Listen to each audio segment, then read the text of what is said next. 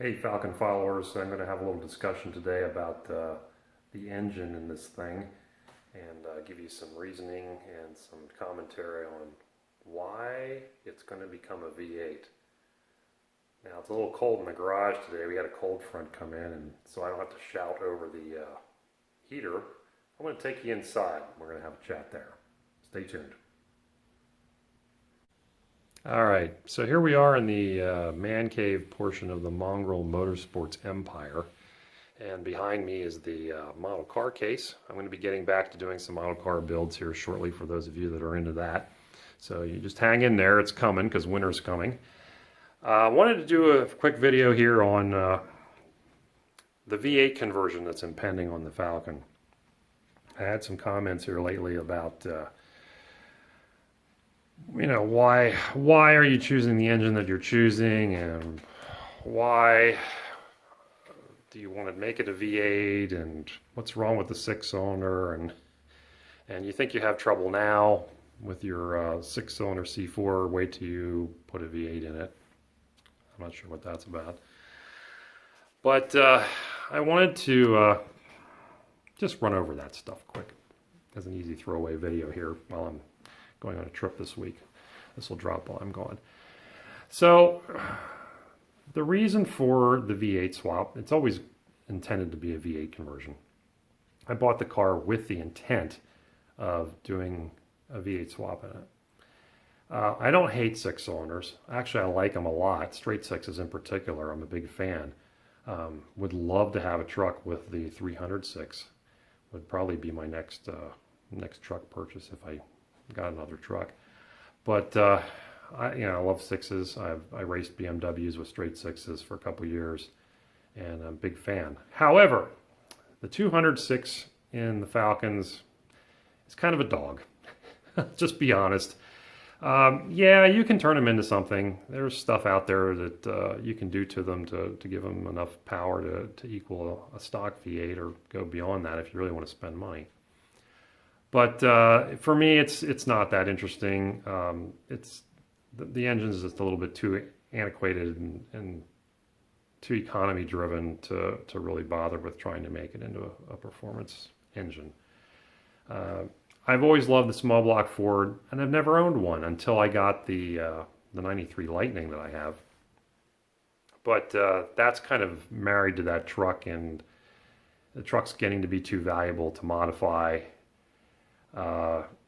And there's things you'd have to change quite a bit on the fuel injection system to be able to really do a whole lot more with it other than what the factory did. So it's got some conservative issues there to make it a little bit more difficult to modify than the average small block Ford.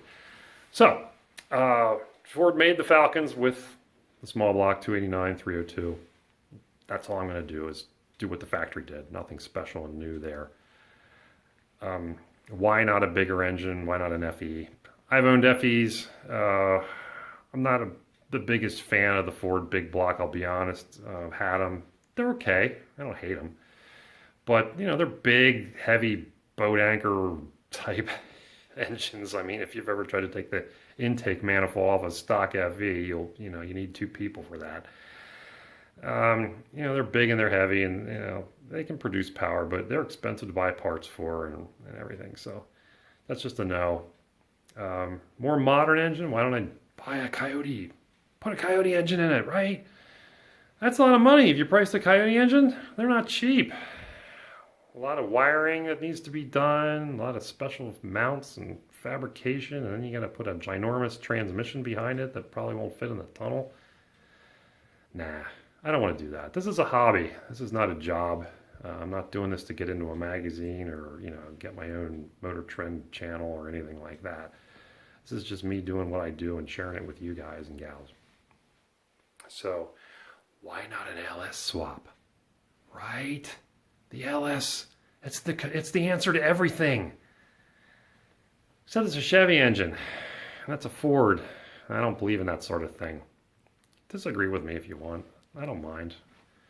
It's your car, you can do what you want. But for me, I'm not putting Chevy engines in Fords. I'm not putting Ford engines in Chevys. It's just not the way I do things. And, I like what I like, and I like Ford engines, and nothing wrong with an LS, but I don't have any interest in tinkering with that. I'm to the age now where I kind of have to keep things manageable, and I try to keep one brand in the driveway. It makes life easier than going 14 different directions. So, yeah, no LS engines for me. Sorry. It's another channel somewhere else. You can find those. So that's kind of the reasoning. I always wanted the little small block Ford V8 hot rod type car, and the Falcon's going to be a. And we'll do another video on why the Falcon instead of a Mustang or whatever. I'll do that someday because that I know needs to be answered.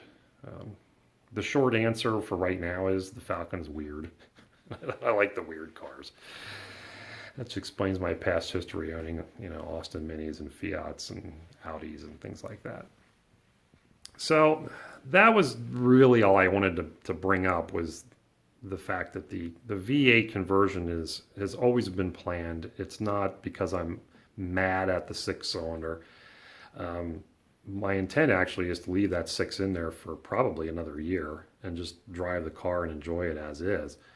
But having driven it already and having driven some other ones before this one, I know that I'm not going to be happy with it. It's just not. It's an economy car engine, and it only does what an economy car engine is supposed to do. So, like I said, I don't hate on them. I actually like straight 6s, but in that car, for what I want, no, we're gonna change it. And it's worn out too. I mean, everything in that car is worn out. It's just a tragedy, really, what happened to that thing over the years. So that was it. Just wanted to answer a couple of those comments about why this, why not that. I don't want to deal with fuel injection. I don't want to deal with all the wiring.